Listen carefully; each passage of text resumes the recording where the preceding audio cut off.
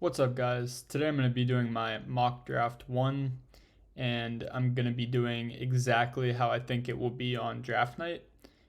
Obviously, this is so subject to change because we're so early in the draft process, before the combine, before all the real measurements come in and the real performances.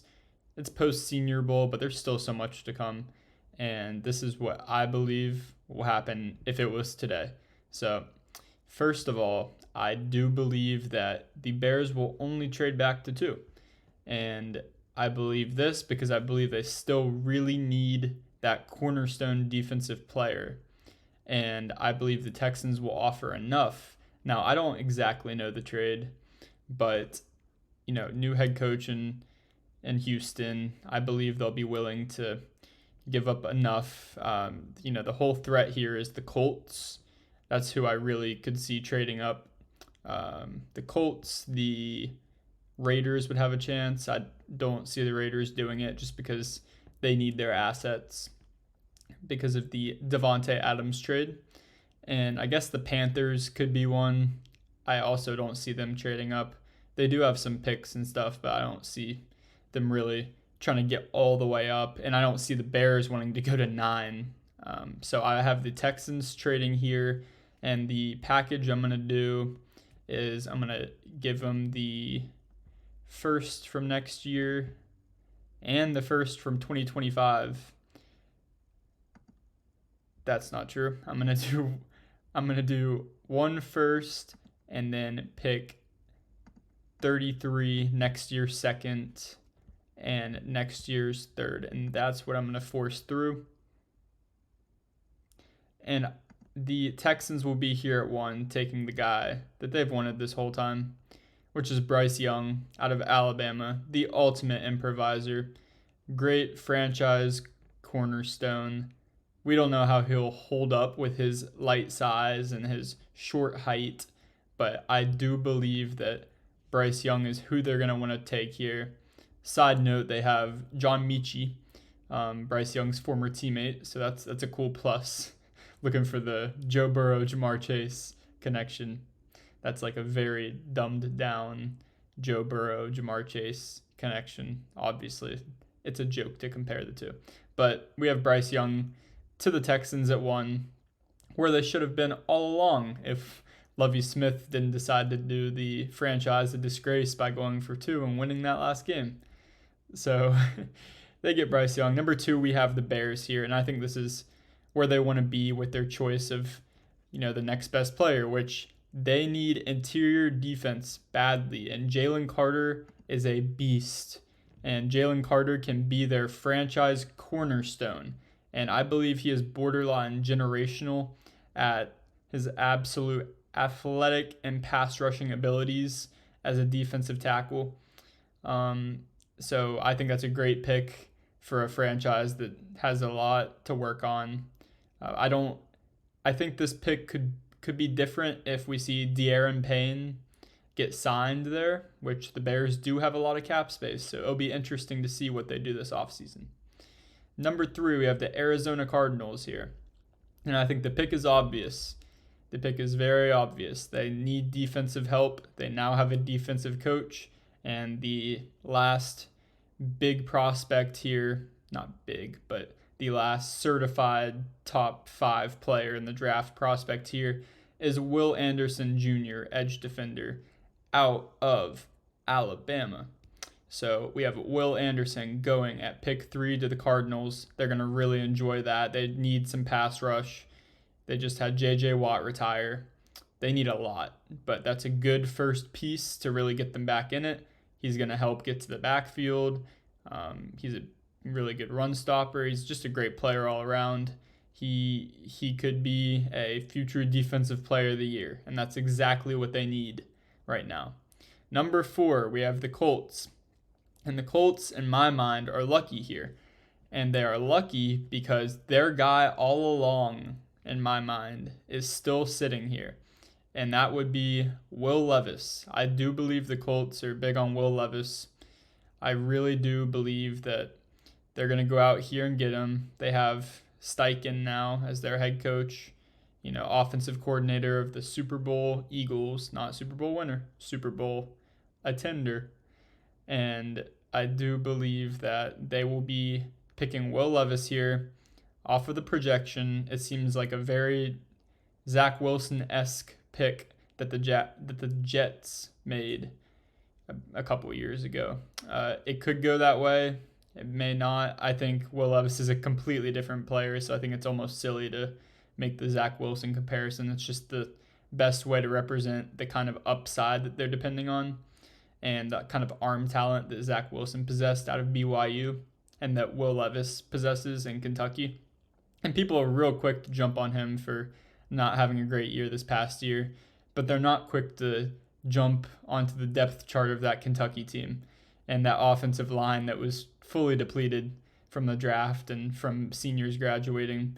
And also the wide receiver room. They're not quick to look at the wide receiver room and how young it was and how their main pass catcher in Wan'Dale Robinson was drafted last year, and he had one of the highest target shares in college football history. So that's a direct correlation of how much Will Levis counted on Wan'Dale. And people just ignore it because Will Levis sucks. It's like, all right. Okay, so Will Levis will be the pick here to the Colts at 4. And I'm pretty confident in that. I don't know I cannot tell you if he will be good. It's tough to say at this point. I'm going to need to see a bit more of Will Levis. But, man, he can whip the ball around. So it's going to be an interesting evaluation to come. Next, we have the Seattle Seahawks. This pick is from the Broncos in the Russell Wilson trade, one of the most lopsided trades in history, and not in the way I thought a year ago. I thought that maybe the Seahawks were getting robbed. Not necessarily, but Russell Wilson was supposed to be their key to go to the Super Bowl for the Broncos. And he was not. He was actually the opposite. He was a big reason that everything went wrong. He would ignore the open read. There were a lot of mishaps, and Sean Payton is now tasked with his survival in the league and not being cut next offseason. So we will see how that goes. But here is the Seahawks pick. And it's pretty clear what the Seahawks need. They need everything from interior defensive line to edge rusher to linebacker. And one of the most explosive prospects in this draft is sitting here at 5 for them. And I'm confident will be here on draft night at 5. And that is Tyree Wilson out of Texas Tech. Take a glance at the Texas Tech TCU film, and you will see showcased for you exactly why Tyree Wilson is such a prospect.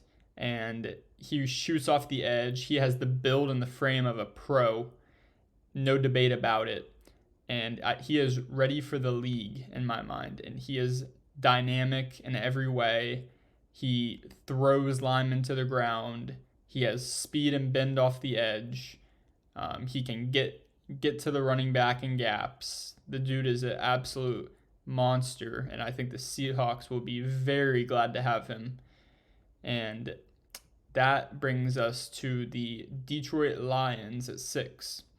Now, the Lions are arguably looking for Jared Goff's successor, which I don't really believe to be as true as a lot of people do. I think he had a great year. Was a tad overrated in the sense that he didn't play good against good teams. He didn't play good on the road, but way above any of our expectations, at least for me. Maybe Lions fans were super high on Jared Goff this past year, but I wasn't. And I know a lot of other people that weren't, but he really overperformed, and that's good to see. And I think that might have bought them a window where they can deal with him being pretty good, not necessarily really good, but pretty good, so that they can grab other value pieces and really build this roster more, because they really still need help badly. And I think they're not going to take a quarterback here, and I'm going to go with Christian Gonzalez, my cornerback 1 in this draft. Christian Gonzalez, former Colorado transfer to Oregon, where he then performed great against Colorado on the Oregon team, obviously, this time. And he is an absolute man-to-man lock with long arms, great frame. He runs routes for receivers sometimes. It's crazy. And he has really good eyes, can jump in front and pick it off. Just a great man-to-man corner. He is my corner one in this class so far. Obviously, subject to change. We still have a couple months till the draft. But I really like Christian Gonzalez, and I think they'd be really happy taking him here. Number 7, we have the Las Vegas Raiders. Now, the Raiders are in an interesting situation. They have a coach that is on the hot seat. They have a coaching staff that's on the hot seat. Not really great vibes in Las Vegas the last few years. Just so many decisions and so many unfortunate things affecting that franchise. And, I mean, it's like they're always just rooting against their own team. Josh Jacobs has to prove his worth because they won't take his fifth-year option. Obviously, had a great top 3 running back year, but like it's always something with the franchise. And I think that this is one of those tricky situations in which their best option is probably taking CJ Stroud at this pick. Other than Aaron Rodgers, I don't see another free agency quarterback that I'm like, that's the guy. He's gonna fix it all for them. And I think that even with these guys on the hot seat, they're gonna have to go Stroud here as their best option unless somehow they can get Aaron Rodgers, which I don't think they have the capital for because of the Devonte Adams trade. So I'm going to stick and go with CJ Stroud here to the Raiders. I think that really, if he has potential, and he's one of the most pro-ready right next to Bryce Young in this draft. So it'll be interesting to see how he plays. He has a lot of great traits. He was a little afraid to run at times in college, but then showed in that Georgia game that maybe he's not. Maybe he's just been holding it back, and he wanted to bring it all out on the Georgia game, which was, in my mind, basically the national championship, because the next game after was definitely not. That was more like a little practice scrimmage against the D team. So CJ Stroud is a great prospect, and I think the Raiders could have a good direction going if they take him. Next up, we have the Atlanta Falcons at 8, and the Falcons are also in a tough spot. Their big needs. They were horrible at pass rushing this past year, absolutely terrible. But the problem here is there's not really that guy that's a top 10 player in this draft that's still here, with Will Anderson and Tyree Wilson off the board. Also, the interior defender, Jalen Carter, off the board. I'm very hesitant to reach on a Lucas Van Ness, but I think they need more of a defensive end kind of guy, a guy that can line up. And to me, that is Myles Murphy out of Clemson. Really good power rusher. Gets caught, heavy-footed going into the middle a little too much, but still a great player. The real defensive end that I think they need to really put a good little edge on this pass rush and hopefully spark something. But I think it's a really good piece, and I think that's what they're going to go. Myles Murphy's a little low on this board. I'm not sure why we have Calijah, Cancey, and Lucas Van Ness ahead of Myles Murphy, but PFF, do your thing. Number 9, we have the Carolina Panthers, and the Panthers are also in an interesting situation. Frank Reich, new head coach. I think that's a great hire. He's assembling the Avengers, apparently, in Carolina. Didn't know that was a possible outcome, but here we are. And I think that Anthony Richardson shouldn't go this high. I think he's a great prospect, and you can tell when someone's a casual fan more or less whenever they are really bashing on him and they don't really understand the draft process. But he has the traits, he has the arm, he has the upside. People relate it to Lamar. Obviously, Lamar went at the very back end of the first, so you cannot compare the two. We're talking about this guy going in the top 10. Way different. Way different.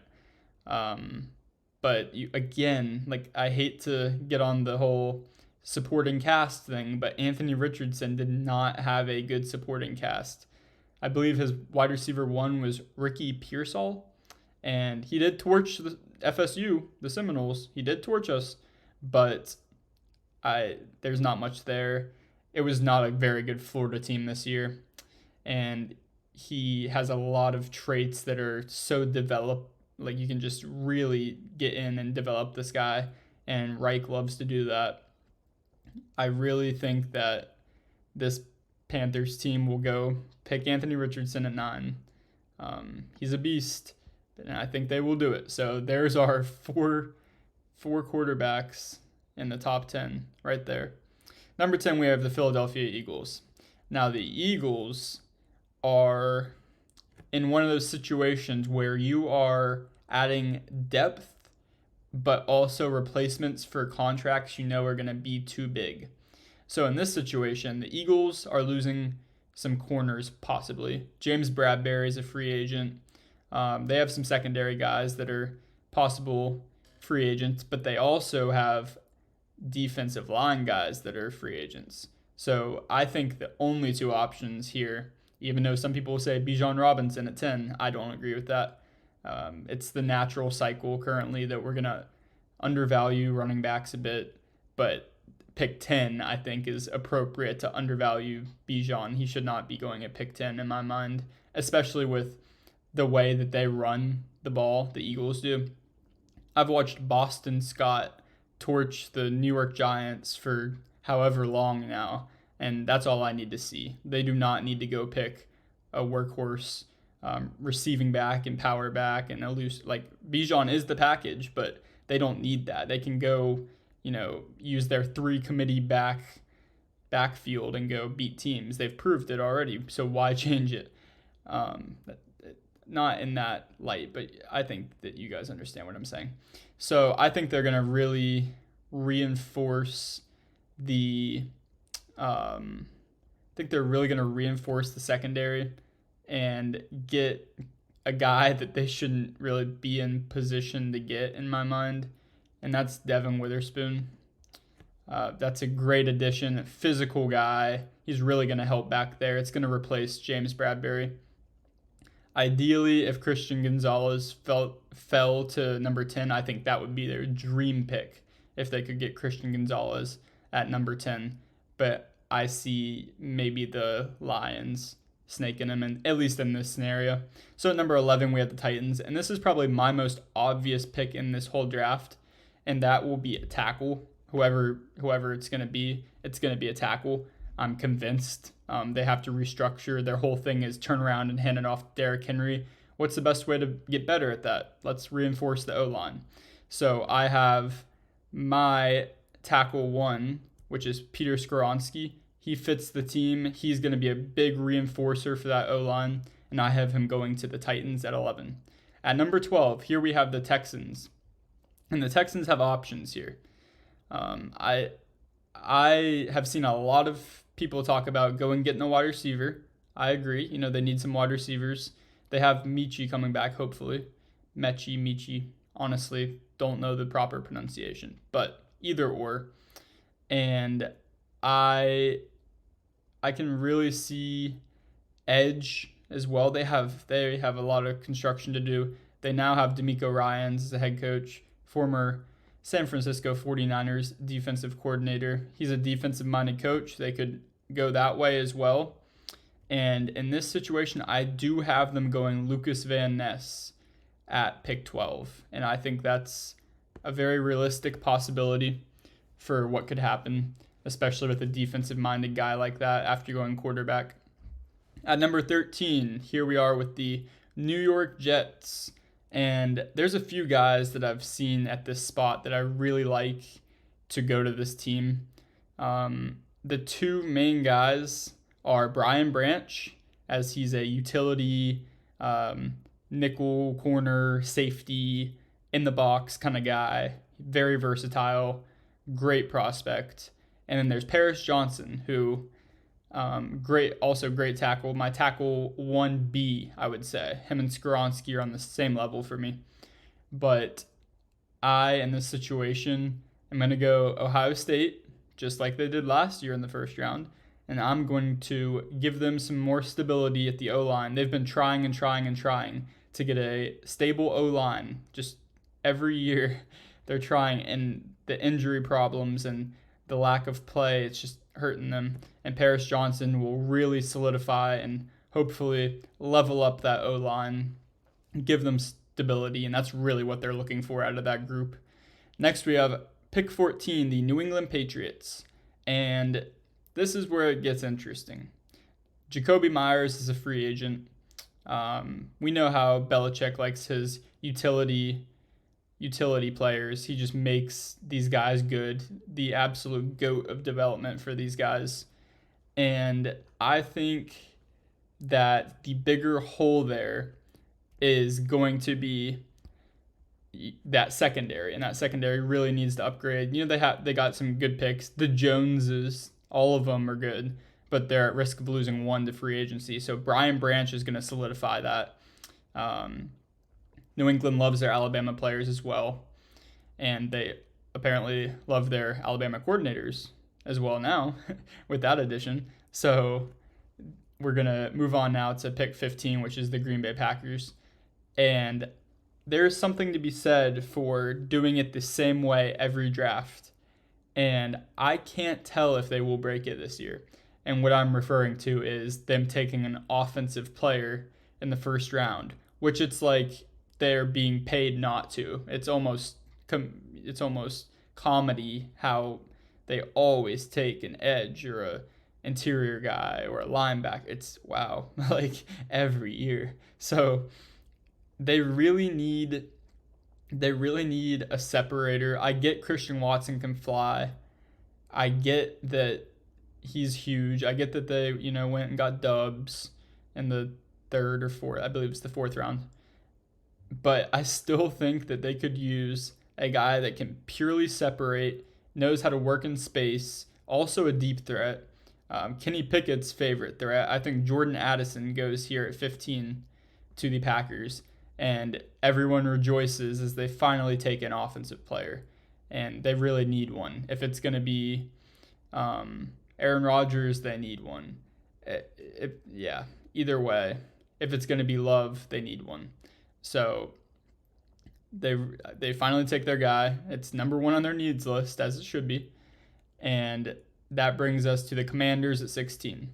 And the Commanders have one glaring need, and it's not the one it says on PFF. Again, good job, PFF.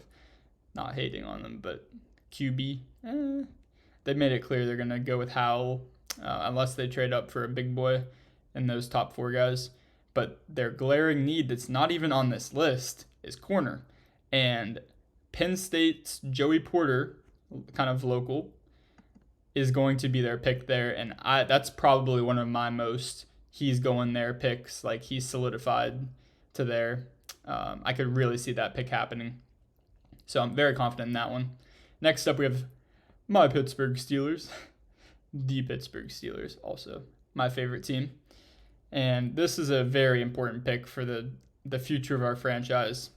And I see a lot of fun situations happening. I see Zay Flowers replaces AB in Pittsburgh. No, not in my mind. Not in my mind, and I don't think he should. I don't think any wide receiver should be going up here unless it's Jordan Addison.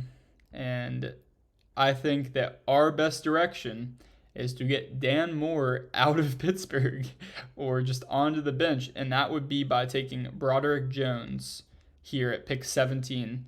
Absolute beast, and really solidifies our tackle spot. We really need the O-line help, and I like taking him there with some corners and other positions of value falling a bit just because there's so many good ones. I think at our 2 second round picks that we could really get some more value there than we can with tackle. So I definitely think we stick and take a tackle there. Be great. I would love that pick. Number 18 to the Lions. We have many options here. They could use another wide receiver. They could use more defensive interior. I do think that they may reach, and I do believe that Bryan Bresee is their guy here. I personally am not the biggest fan. Not of him, of course, just of the play, of him being a first rounder still. I can see him being an early second round pick and that's all that I really see him being. But a lot of people still have him in the first. I think even GMs, a lot of them still have him pretty high up, and I believe the Lions would be a team that would like a guy like that. It is a huge need for them. So I can definitely see them sticking there and taking Bryan Bresee. Number 19, the Tampa Bay Buccaneers. One of the most interesting teams this offseason as they lost the GOAT, Tom Brady. And now we are all curious to see which direction they pick. Are they going to sell? Is Mike Evans getting traded? Are all these older guys getting traded to contenders and they're going to refresh on picks? Are they going to trade up into the top 10 and try to get their future quarterback? Maybe keep Anthony Richardson local and have him in Tampa? We don't know. Assuming that they're not going to trade up and maybe get like a Jacoby Brissett in the offseason, I really don't know what direction they're going to pick. And off of my instinct, I'm going to think that they're going to grab an edge guy to kind of get that pass rush, going again. They got a lot of older guys in that pass rush, that especially in the interior. And I like Nolan Smith to the Buccaneers here. I think he's a beast. He's really come on as of late.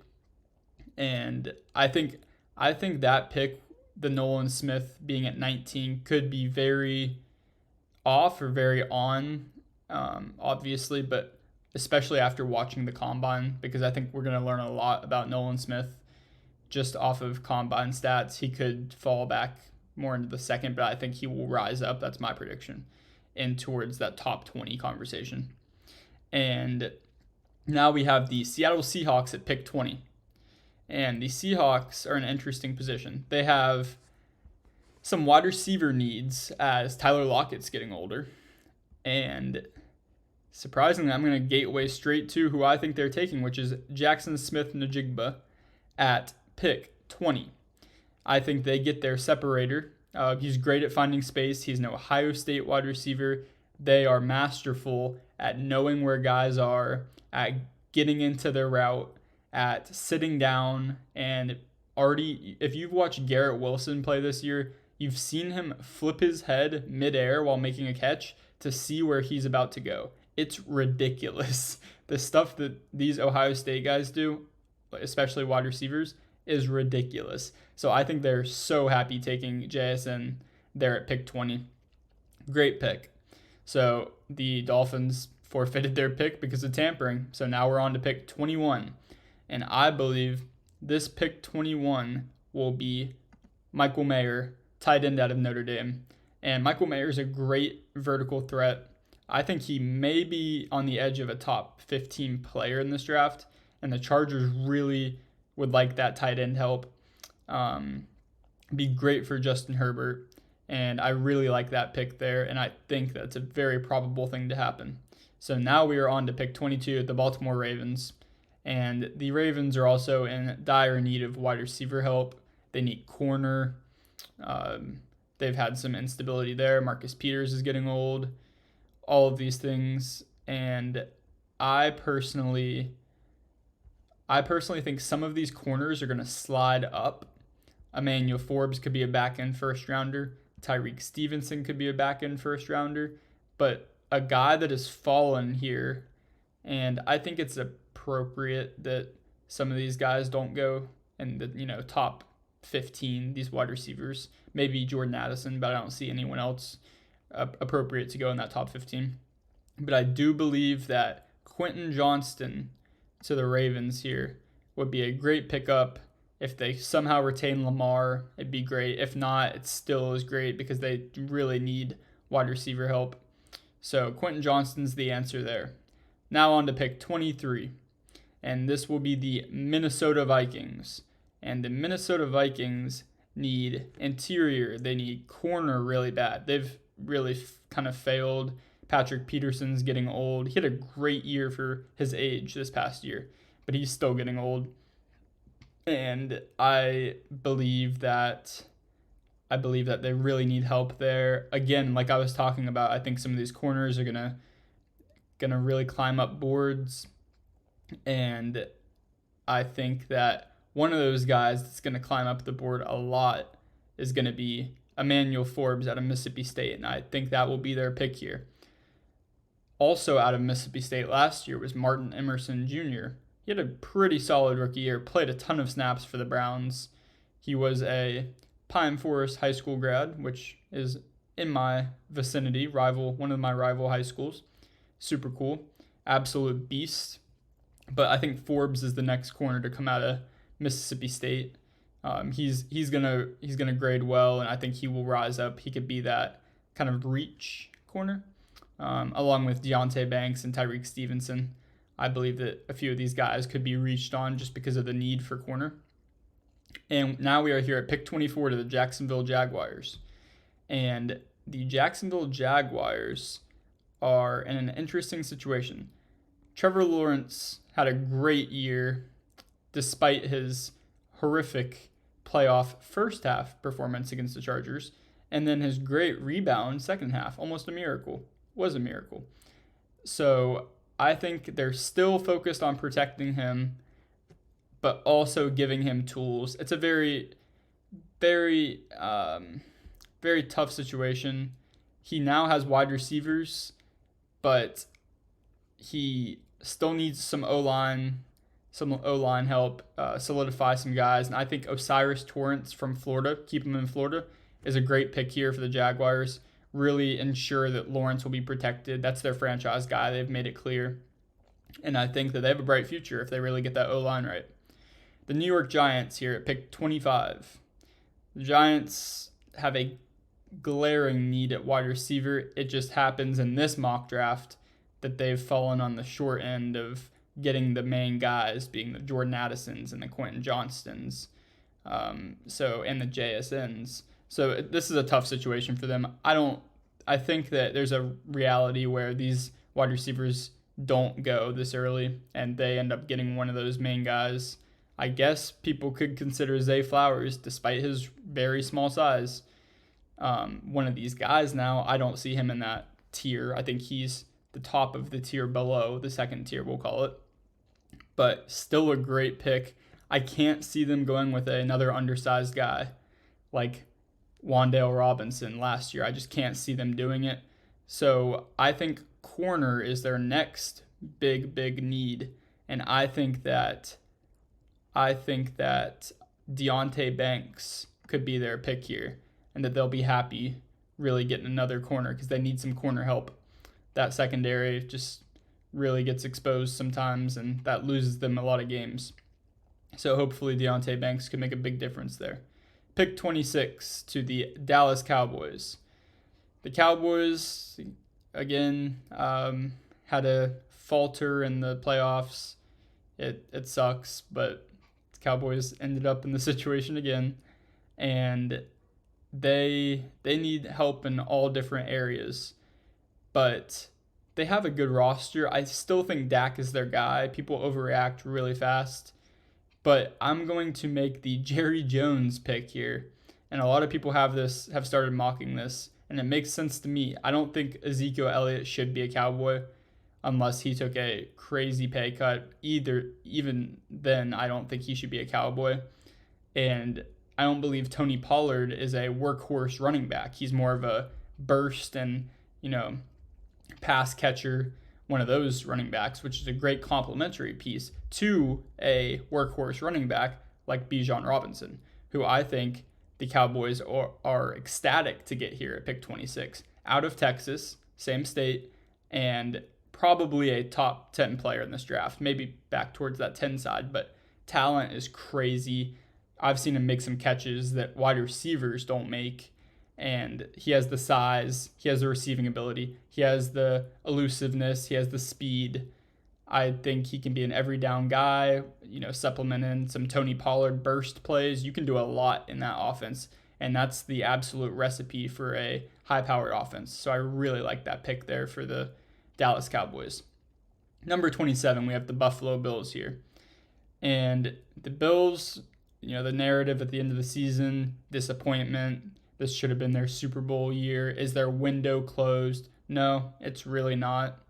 It's really not at all. They need some O-line help, and they need a couple other supplemental things, but they're still a great roster. They still have Josh Allen. They still have Stephon Diggs, even though people are quick to jump on him for being passionate about the game. That's how guys get there. I don't understand the confusion there. If he wasn't that upset, he would not be playing on that stage, because that's how you get to that stage, is by taking it that seriously. So people that haven't played a sport sometimes that stuff doesn't register, and that's fair because you haven't been in that environment. But you become very passionate about what you dedicate your life to. And Diggs shows that. He wears his heart on his sleeve. And maybe that's not the best thing for team chemistry, but sometimes it's needed to get where you want to get. Enough of the rant. I have Steve Avila going here at pick 27, getting them some guard help. That O-line's been not the best. They've had some injuries there, but they really need some guard help. Ideally, Osiris Torrence would fall to them. I see him going a bit earlier. I could potentially see them trading up to get Osiris Torrence if they really, really like him. But I think Steve Avila is also great, and I think they'll be just happy with him as well. Pick 28, we have the Bengals. And the Bengals lost Super Bowl last year. And the whole story was their upgrade of the offensive line this offseason. And that was very short-lived, as they allowed 7 sacks week 1 to the Steelers. And then they lost to the Cowboys without Dak. And Joe Burrow was getting as harassed, if not more, than he was last year. They flipped it around. They helped, but La'el Collins and all of this bodyguard protector stuff did not live up to the hype. And they still need help on that O-line. And I believe Anton Harrison will be their pick here to really solidify it. Again, it's another situation, younger quarterback that's their franchise guy. Burrow's proven it again and again that he's their guy, and he's a beast. So I think they're going to do anything they need to do to make sure he is protected, and actually protected this time. Great investment for the future.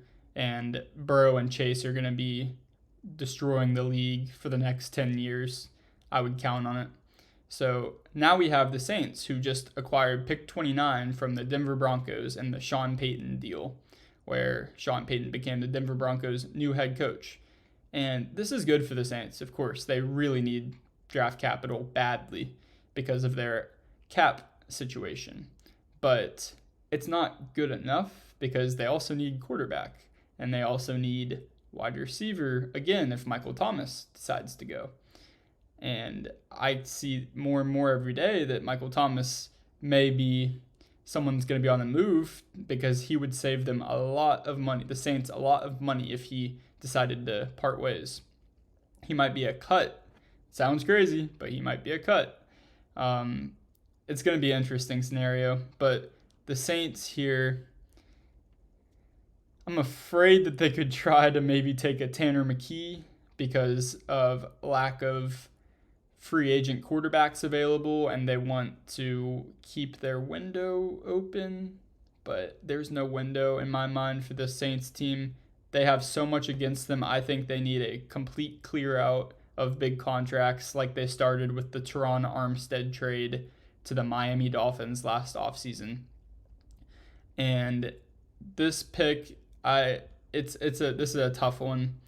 I think that they're going to end up going with a small defensive interior guy, but big in the way of his impact, which is Calijah Kancey out of Pitt. And he had the most sacks the last 2 years as a defensive tackle in the country. So huge impact, smaller defensive tackle, but beast. And I think he could really help them get some pass rush back. Cam Jordan's getting old, coming off his worst season in his career. I was attacked on Twitter the other day for saying he didn't have a good year. He did not have a good year. He had 7.5 sacks. But here we are. The Eagles at pick 30, their second pick of the first round. And this is a flexible pick for them. They can really do a lot. And earlier on, I had the Eagles going Devin Witherspoon here, the corner out of Illinois. And that addressed that secondary problem with James Bradberry possibly leaving. And so I think their next order here would be addressing the defensive line and possible departures there. Hargrave, Sweat, they have this crazy defensive line, and I think they really want to reload it like they did with Jordan Davis last year so that they have the youth coming into it as well. And with guys departing, they can really solidify it so they don't have any glaring hole, as they have this privilege of having 2 first-rounders. So I think Will McDonald is going to be their pick here at 30, and I think he's great edge help. He's a different kind of edge rusher, but he's going to be a good one. He's more on the physical side, and he's a big dude, so he is going to really help that defensive line and give them some youth, also give them some flexibility to decide who they want to pay, who they don't want to pay. It's a big deal, and it's a great thing to have. It's a privilege to have when you're constructing a roster, and you can pick youth over a guy that is going to decline. So I think it's very important for them. Pick 31 here, the Kansas City Chiefs, Super Bowl champs. What more can you say?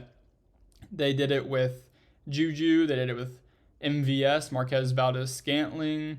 They did it with McCole Hardman, who didn't play in the Super Bowl, still is a part of that team though. I think wide receiver is a big need for them. I think their pass rush, even though it overperforms in the playoffs, I think it could also use some help. But I believe that Zay Flowers could be their little steal here, their George Pickens, if you will, at the back end of the first round. And I believe that he could be their next guy. And he is dynamic, he is fast, he has Antonio Brown comparables, apparently. I don't know if that's a realistic thing to say about him, but I believe that there is some possibility there. So he's a good prospect. He's balled out at Boston College. He's on the small side, but he's on the absolute agile and fast side, and I think he could be a great steal for that Kansas City Chiefs team, who's looking to turn into one of the greatest dynasties we've seen with Patrick Mahomes. So why not give him more weapons and ensure that he has guys to throw to? So that is the end of my mock draft 1, and I hope you guys enjoyed. Make sure to like and stick around if you like this kind of content, and thank you for watching.